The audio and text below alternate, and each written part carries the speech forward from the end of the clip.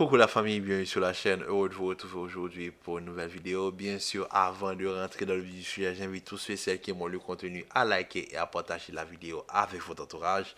Alors, on se retrouve aujourd'hui pour la victoire du Real Madrid, victoire 3-0 face à Mallorca, victoire qui nous qualifie pour la finale de la Super Coupe d'Espagne. Et en ce début d'année 2025, on se retrouve avec un classico pour la Super Coupe d'Espagne. Et comment vous dire que je ne m'y attendais pas? Bon, on va pas se mentir, le Real Madrid et le Barcelone c'était les favoris pour arriver en finale, mais je ne m'attendais pas à avoir un classico aussitôt. Surtout que le Real Madrid est certes dans une bonne phase, mais on s'est tous rappelé du dernier classico. Et pour moi, j'aimerais juste avoir un petit peu plus de temps pour m'amuser et voir cette équipe évoluer. Avoir un classico aussitôt, ça ne me met pas en confiance pour le match de cette fin de semaine. Mais bon, on reste optimiste, on reste positif pour le Real Madrid parce qu'aujourd'hui, le Real Madrid nous a sorti quand même une bonne performance. Et avant même de rentrer dans les sujets qui fâchent, c'est-à-dire la ligne offensive, on va quand même faire les éloges de ce milieu de terrain qui nous a été aligné aujourd'hui. Camavinga, Bellingham, Valverde, les trois doivent être titulaires, il n'y a pas de discussion là-dessus. Et je pense que quand on voit Camavinga au niveau du milieu de terrain, quand il joue de cette manière-là, on voit pourquoi on est aussi frustré quand c'est Tchouaméni qui se retrouve au poste de numéro 6. Vous voyez, la première chose qu'il faut comprendre, c'est que on ne va pas blâmer Tchouaméni. Parce que Tchouaméni, pour moi, il peut jouer numéro 6. Il faut juste qu'il soit accompagné d'un joueur de ballon. Mais Camavinga, lui, est beaucoup plus complet qu'un Tchouaméni. Camavinga, pour son jeune âge, est très complet. Et Camavinga, c'est le numéro 6 que tu as l'impression, tu lui donnes le ballon, tu n'es pas dans l'inquiétude. Tu sais que il va pouvoir se sortir d'un pressing, il va pouvoir porter le ballon sur quelques mètres. Ça permet à Bellingham de jouer beaucoup plus haut, d'être libéré offensivement parlant. Ça permet à un Fede Valverde de faire ce qu'il aime, c'est-à-dire d'être l'accompagnateur et aussi beaucoup plus offensif. Vous voyez ce que je veux dire? Donc, quand tu as un Camavinga devant la défense, ça t'apporte une sérénité au niveau de ces trois milieux de terrain. Mais les trois se complètent l'un l'autre. Pourquoi? Parce qu'en Camavinga, tu as un 6 et un numéro 8. Du côté de Valverde, tu as un pur numéro 8, un pur régulateur de jeu, quelqu'un qui va apporter ce côté de physique à ton jeu. Et de l'autre côté, tu as un Bellingham qui est 6-8-10, qui lui peut dépanner partout. Mais il est beaucoup plus à l'aise au poste de numéro 10 quand il joue, parce qu'avec le Camavinga, il est plus libéré offensivement parlant. Et ça se voit aujourd'hui. Ça se voit, Camavinga, il apporte cette sérénité, il apporte cette stabilité devant la défense. Et pour moi, aujourd'hui, il est clair que Camavinga est le titulaire indiscutable à ce poste. Et au niveau de la rotation, Ceballos va avoir un rôle très important à jouer. Pour moi, quand on fait tourner l'équipe, il n'y a pas cette question de remettre Tchouaméni au niveau du numéro 6. Tchouaméni, maintenant, son poste de défenseur central, il va devoir l'accepter. Le remplaçant de Camavinga, celui qui peut apporter le même profil de joueur complet devant la défense, c'est Dani Ceballos. Et Ceballos, pour moi, va avoir un rôle très important à jouer cette saison. Donc, Ceballos, pour moi, est un joueur à saluer. Et oui, je tenais à commencer cette vidéo par le milieu de terrain, parce que c'est ce milieu de terrain-là qui nous a permis de jouer un si bon football aujourd'hui. Je pense que c'est la seule zone de l'équipe où on est tous d'accord, les trois, ils sont intouchables. Maintenant, du côté de la défense, on va pas se mentir, aujourd'hui, on jouait face à Mallorca.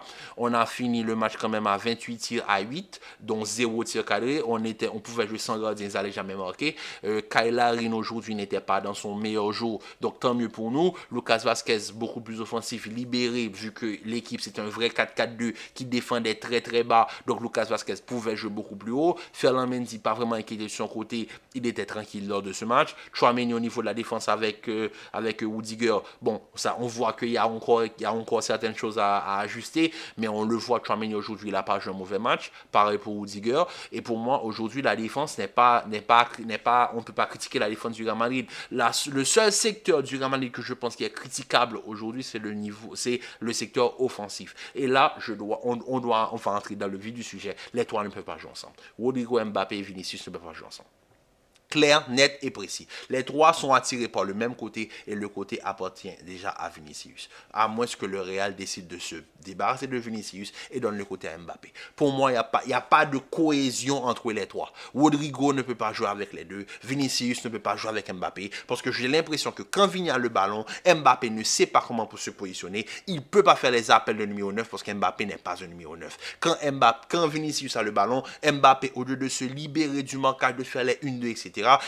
J'ai l'impression qu'il vient lui demander le ballon au pied. Et ça, c'est un problème. Rodrigo, parfois, abandonne son côté droit pour aller s'exiler du côté gauche. Mais Rodrigo, c'est plus ton poste, le côté gauche. C'est ça qu'il faut comprendre. J'ai pas de problème, les trois, etc. Ils peuvent combiner. Mais Rodrigo doit accepter que maintenant, le côté gauche ne lui appartient pas. Le côté gauche, c'est Mbappé et Vinicius. Toi, tu restes à droite. Mais lui, il veut pas rester à droite. Et c'est pour cela que je dis, les trois ne s'entendent pas. Parce que quand tu regardes cette équipe du Real Madrid, toutes les initiatives offensives qui étaient concrètes venaient du milieu de terrain à l'attaque. Mais dès que la balle arrivait dans la zone offensive et que les trois devaient combiner pour créer une action, ça se passait très mal. On le voit juste avant de sortir, Vinicius qui part, mais qui passe entre les deux joueurs, qui a la capacité au deuxième poteau de faire la passe, mais il veut aller tout seul. Pareil pour Mbappé. J'ai l'impression que les trois de devant, dès que la balle arrive dans leurs pieds, ils oublient que c'est un sport collectif, ils oublient qu'ils peuvent combiner entre eux et ils veulent tous faire la différence tout seuls. Et c'est pas la solution. C'est pas la solution. On le voit. On le voit. Moi-même, le trio pour moi qui pourrait fonctionner un minima, c'est Vinicius, Mbappé et Brahim.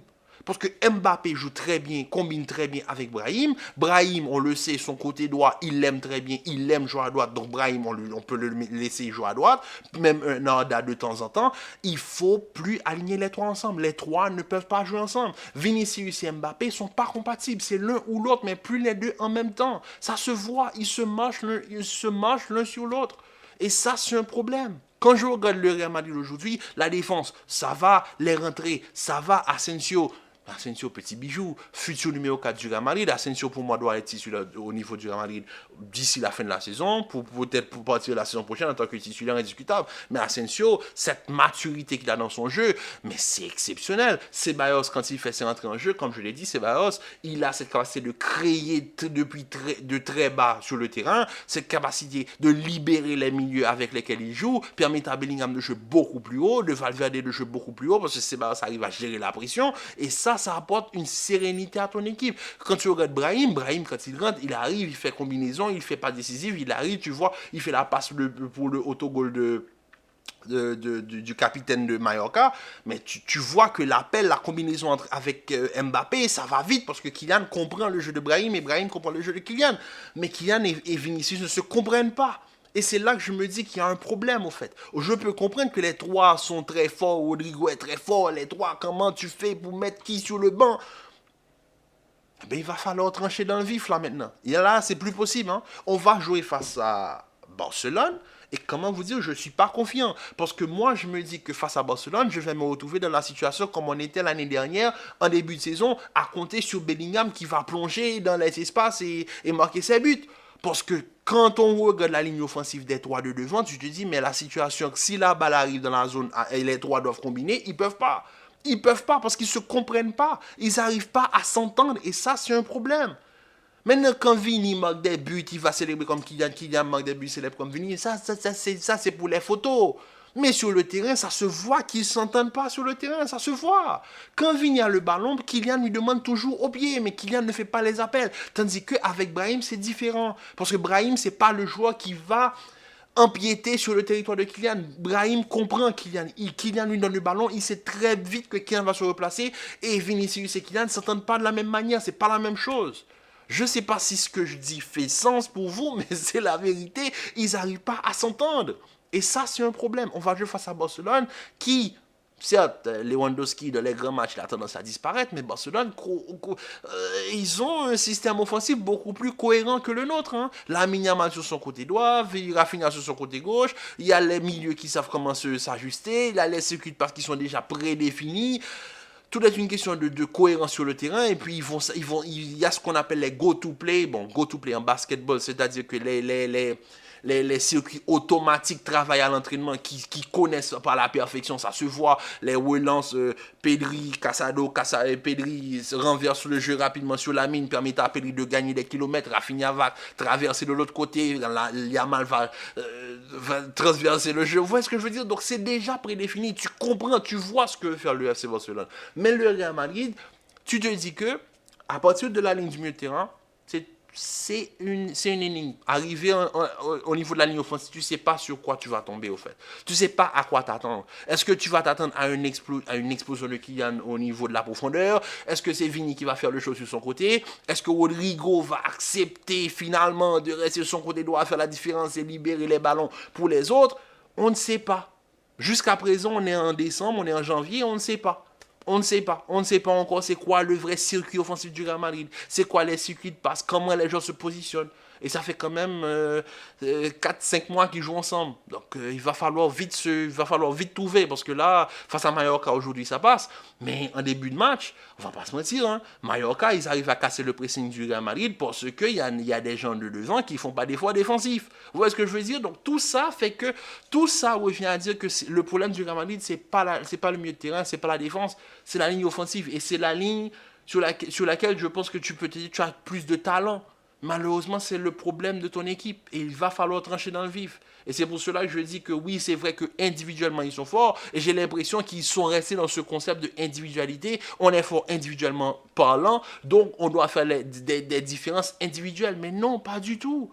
Lamine peut être fort individuellement parlant, Rafinha individuellement est très fort, Lewandowski lui aussi dans son rôle individuel, il est très fort, mais ils arrivent à jouer ensemble.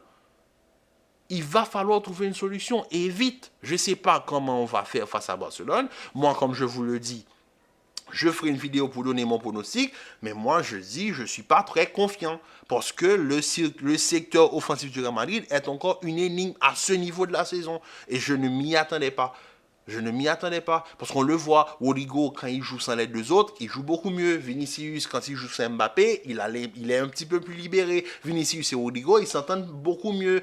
Mais quand il y a Mbappé qui rentre dans l'énigme, mais là, ça repart de zéro. On ne sait pas quoi faire. Qui joue, qui prend la profondeur, qui vient ici, qui vient là-bas. Quand il a le ballon, il se retourne du côté droit. Rodrigo n'est pas à droite parce que Rodrigo est à gauche. Vinicius est à gauche. Donc, tout le monde, ils sont perdus au niveau de l'attaque. Et là, c'est un problème. En tout cas, comme je l'ai dit, on a quand même joué un bon match aujourd'hui. Ils ont su apporter ce que j'attendais au niveau du milieu de terrain, cette stabilité au niveau du milieu de terrain. Les rentrées, on commence à avoir une certaine rotation. Sans Modric aujourd'hui, on a pu voir une entrée de Ceballos qui a fait du bien. On a pu voir l'entrée d'Asensio qui fait du bien. Maintenant, il va falloir garder ce rythme et arrêter dès que le match, qu'on le gagne ou qu'on le perde, on fait rentrer automatiquement Modric. Il va falloir compter sur les autres joueurs. Il va falloir donner la responsabilité à d'autres joueurs comme Dani Ceballos qui, pour moi, ils ont leur carte à jouer cette saison au niveau du Real Madrid. En tout cas, la famille, on se retrouve ce week-end pour le Classico.